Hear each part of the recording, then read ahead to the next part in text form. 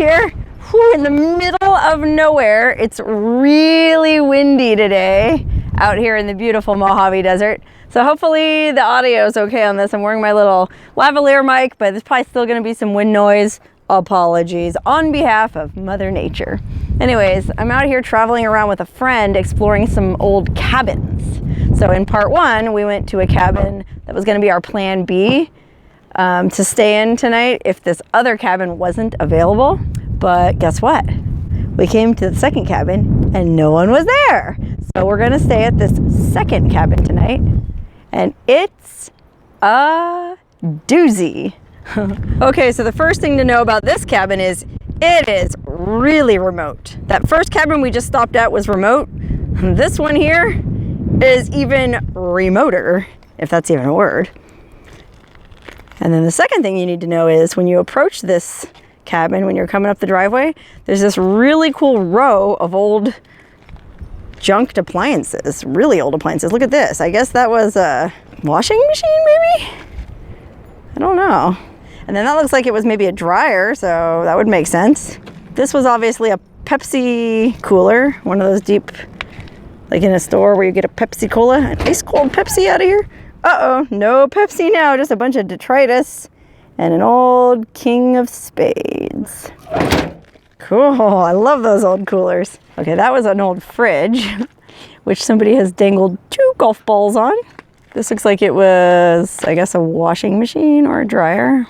This looks like it was an oven, right? Oh no, it was a washing machine. Ah! Or a dryer, I guess a dryer, not a washer.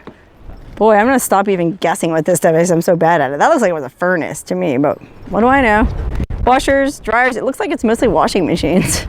Crazy. I wonder why there's so many washing machines and how this person came by them all and how they got all the way out here.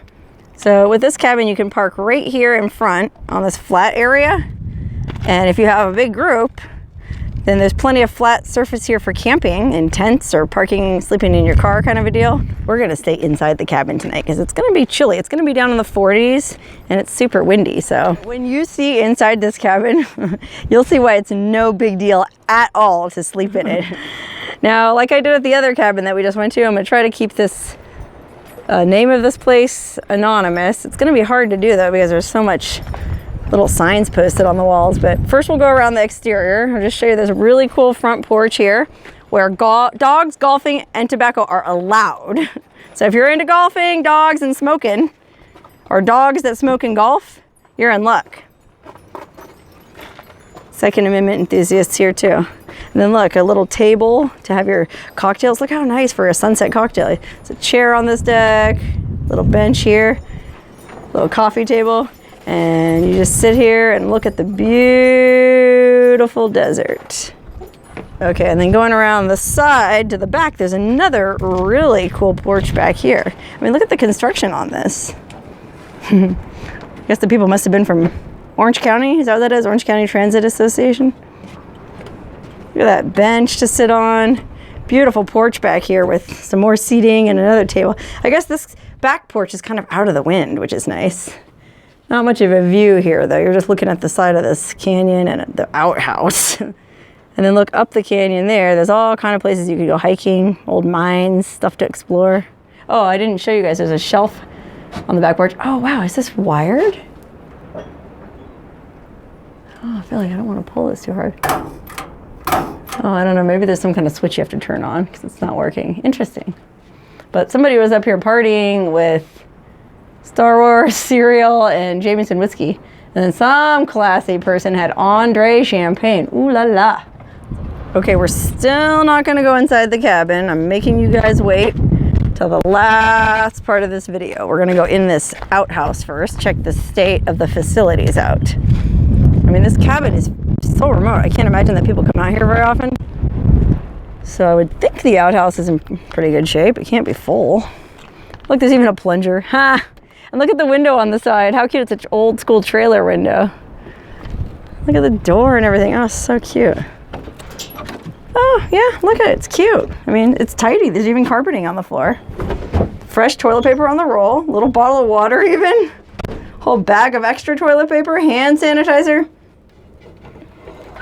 Ooh, I won't really look in there because it was kind of nasty, but there's a little bit of room. Let's just leave it at that. Oh wait, look, there's actually a light in the outhouse, but it's one of those little battery-powered LED light bulbs. Oh, for nighttime. How cute. I love it. All right, now we're going to go in this cabin, and I'm going to be careful because the name of the guy who built the cabin is on the door, and I don't want to give it away. But it says, use but don't abuse, which I take to mean abuse. And then let me just see if I can cut out the name of the guy. It's on the door here. Look, old guys rule.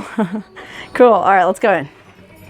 Oh, wait, before I go in, there's this really cool old oil lamp mounted on a sconce. And it's in memory of the guy who built this cabin. I wonder what the deal was. If he had a mining claim or... Oh, yikes. Okay, let's go in.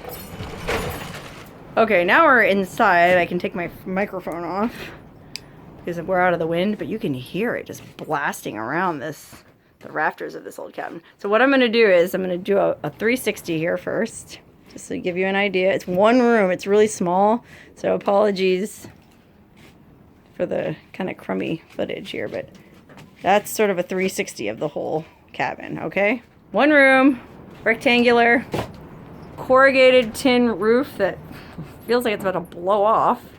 Looks like it's wired for electrical, but I don't know if that light will work. I guess we'll find out later. Looks like somebody's recently shored up the roof, though. It feels pretty solid. Old lanterns hanging from the rafters. And then there's, on the back wall here, is a bunk bed. That's probably where I'm going to sleep tonight. I'll stay on the bottom bunk because, look, there's even mattress pads on it. Pretty comfy. I can definitely make a comfortable bed here. I'll be super cozy down here. Okay, now from the bunk, I'm looking back towards the door here. Sorry about the light coming through the door. But that wall has a little potbelly wood-burning stove, which we're definitely going to fire up tonight because it's going to be chilly. And look at the stovepipe. Perfect. There's no holes in it or anything. It's good to go. And then there's a picture on the wall there of the guy who built the cabin, which I'm trying to cover his name. I guess he had a handicap placard. I'm assuming that's why all those things are hung up there. I don't know. Huh. He passed away fairly recently, so a lot of artifacts and memorials are hung up to him here. Again, I don't know what the deal was. As far as I know, we're on BLM land, so I don't know if he, I guess, owned this cabin or was just mining a claim in this area or what, but hands off, partner. Protected by law. Look at that, though. Shoot enviros instead. Why would you want to shoot environmentalists? I love the environment. I don't want to be shot just because I like the environment. It doesn't seem very nice. Oh, wow. Look at this old clock. Beautiful. Okay, before I get carried away, I'm going to finish looking up here. It looks like there's some empty booze bottles on a shelf way up there.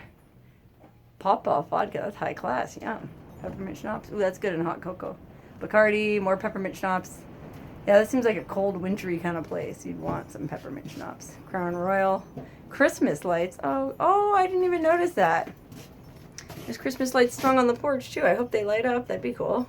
Later tonight when it gets dark. Maybe the guy was in the army, because look. And then look at this old rusty saw, an old emergency radio. Oh, look, there's a big cookbook. Some games, pots and pans, rope, pencils. Oh, actually, it says utensils. My bad. I thought it said pencils. Utensils. Oh, there's no utensils in there now. Bleach, just some cleaning supplies, trash bags. This is just kind of the storage area. And then that really cool clock up at the top. Oh, so neat. Oh, a solar shower, spare blanket, a hat. Okay, and then moving along to this wall, we have a sink. It's not plumbed, but there's some bottled water there for you to use. Axe and a mallet. Little clothes hanger, I guess, to hang your washcloth on. Look how cute. Where does the drain go? Oh, the drain actually goes outside, so you could wash up in the sink. I'll wash up in there tonight. And then here's a bin with a bunch of supplies in it. Light bulbs, nails, garbage bags. And I guess it's mostly just, yeah, it looks like there's a lot of extra light bulbs in it. Push it back under there. I want to make sure I leave everything the way I found it at this cabin because it's so lovingly cared for.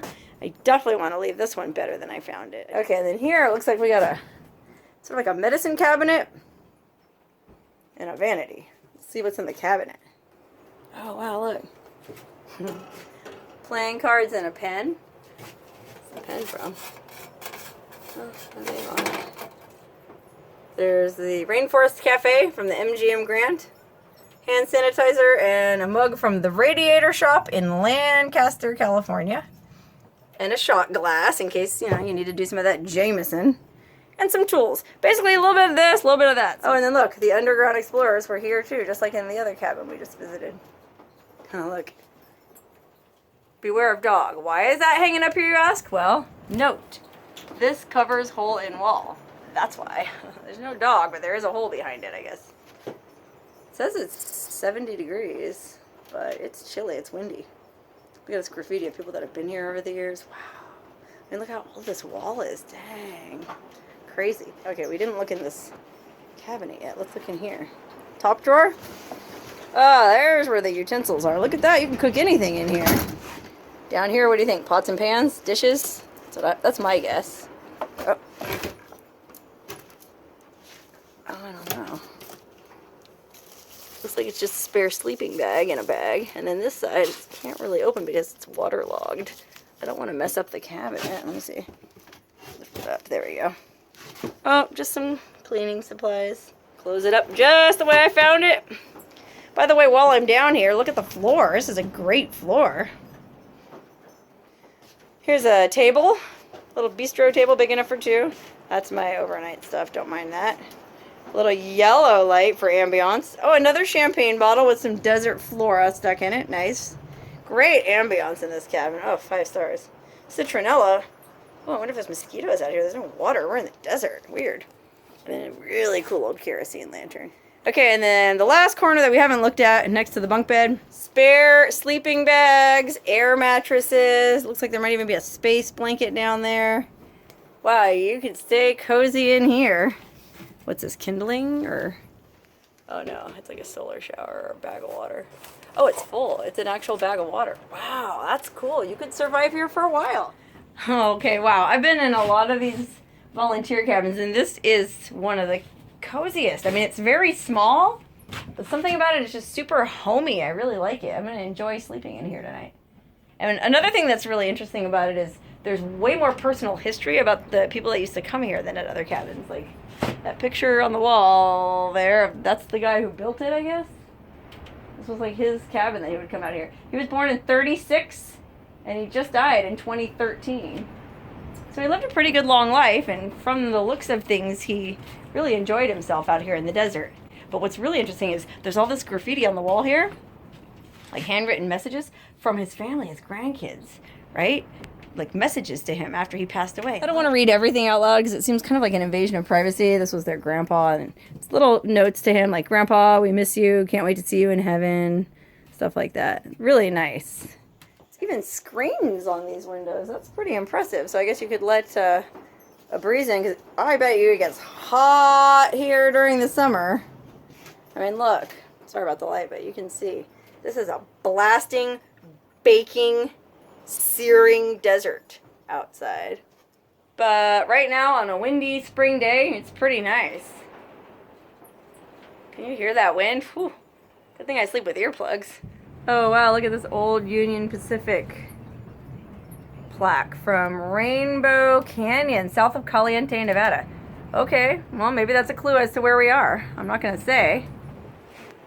Okay, and then on the table here too, there's this Ziploc baggie that had like a trail log in it where people sign their names that have visited here. Again, I'm not gonna zoom in too close because I don't want to give away the name of this cabin, because I was reading in this trail register actually. And the guy who built it commented on one of the posts himself, please do not give away the coordinates or tell where this location is, because it's one of the last good cabins left. So, gotta respect his wishes and not give anything away. But basically, it's just a bunch of entries from people from all over the place that have stayed here and liked it. And then in the rest of the stuff in this little Ziploc, there's like a dollar bill for good luck and some other notes in the memory of the guy who built it, who passed away fairly recently. And then this was here too. How to rebuild our world from scratch. Break glass in case of emergency. Wow. What is this, like a survivalist thing, I guess? Principles of agriculture? Yeah, whoa. There's a lot of people here who are just kind of almost looking forward to the apocalypse, it seems like. I've noticed that in my desert exploration. Everybody wants to like be an old school frontier homesteader again. Anyway, speaking of homesteading, I'm going to make my bed and get it ready for tonight. Whew, I had to take my cowboy hat off because once I go outside, it's just going to blow off anyways. Put my hat on, I put on several layers, my trusty Pendleton to stay warm. I made my bed here with my sleeping bag and stuff. And I'm going to try to go outside and enjoy a campfire with my friend, but it's so friggin' windy. I'm not sure it's going to work. All right. After dark, we got a fire going in the little pot-bellied stove to warm this cabin up because it's so friggin' windy outside. We were trying to have I don't know if you can even see. We had a campfire going outside there, but oh man, this little valley gets blasted by wind. So my friend just fired up this amazing dinner. Look, it looks like we're in this Italian restaurant in Lady and the Tramp with tablecloth. Chicken, really good mojito lime chicken and corn on the cob with roasted jalapenos and some cheese rice. But guess who else thought it sounded tasty? A little kangaroo rat. Keeps coming out, snooping around. Yeah, he wants some. And we chased him away. He's somewhere down, I think, in that bin under the sink, but oh, I'm sleeping in here tonight, and that rat better not come sniffing around my bed. Okay, yikes, it's getting time for bed, and that little kangaroo rat is just scurrying around this cabin everywhere. Like, this thing gets around, and I don't know, I didn't feel that comfortable sleeping on this bunk, because there's this pretty big hole in the wall here. I'm not sure you can see, it's pretty dark, but there's a really big hole in the wall, and it has a plastic bag wadded in it to sort of block the wind, but I'm not going to keep out any mice. I moved over to this bed, but I don't think this is any better because that little rat, man, I guarantee that little rat, I'm going to feel his little feet running over my face tonight. Okay, I'm bunked down for the night here. I'm going to pull my hoodie as close around my face as I can, and I'm going to get all the way into my mummy bag. It's one of those kinds that has the hood with a drawstring. I want to try to close my entire face off because there's this little kangaroo rat in here somewhere. I keep catching a glimpse of him. He'll come right out. He gets real cocky. I think people feed him. He's kind of fat. So he'll come right up to the toe of my boot. And then I got the idea, oh, I should try to trap him under a pot overnight because then I don't have to worry about him running across my face. This is a big, like a big saucepan type, almost like a frying pan saucepan over there on the shelf. So, oh, I'll put it on top of him. I'll just hold him there overnight, and then I'll let him out in the morning. Well, as soon as I got that friggin' pot out, the heat disappeared. I haven't seen him since. But I guarantee once I turn this light out, he'll be back. Yikes. Well, I survived my night in this creepy cabin. That little mouse or rat didn't bother me, thankfully, or if he did, I didn't notice. I did catch myself sleeping a few times with my mouth open, which kind of freaked me out, because who knows? Maybe he crawled inside and I accidentally ate him. But it was actually pretty cozy. I mean, it was blasting wind all night. I think you can still hear it now. And the panels on the roof were banging, and I guess there's a loose door somewhere that was banging, and I mean, I sleep with earplugs, so I was able to cancel most of it out, but it was pretty wild. But all that being said, I actually slept okay, and I have a really hard time sleeping, so I guess this cabin has some kind of good sleep karma. Just had to sign the little guest book here to let them know that I had a very enjoyable night here and that I loved this cabin.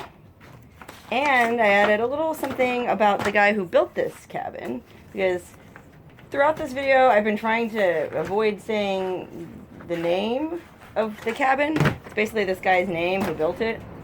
But from looking around at all the stuff that was on the walls last night and thinking about it, it's actually a really cool story. If you ask me, all any of us can ever hope for is to have a life as cool as this guy's was. I mean, he lived to be about 77, had this awesome cabin that he would get away to in the desert, had a family that loved him, and apparently he just knew what was up with life and what kinds of things were really important. Oh, and look here too. Before leaving, I just kind of tidied up the shelves a little bit.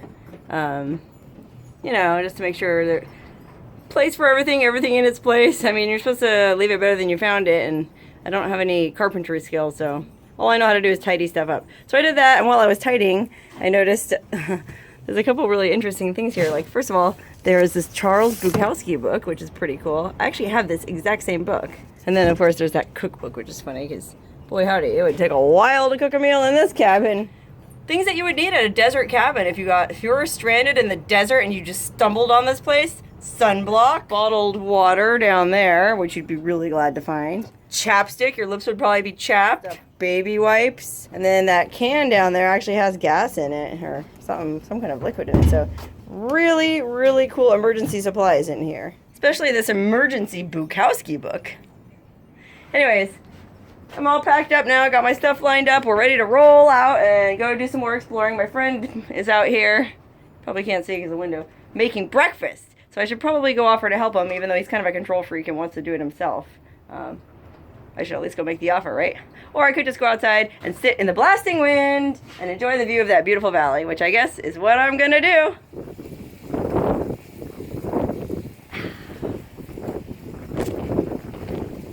It's the good life.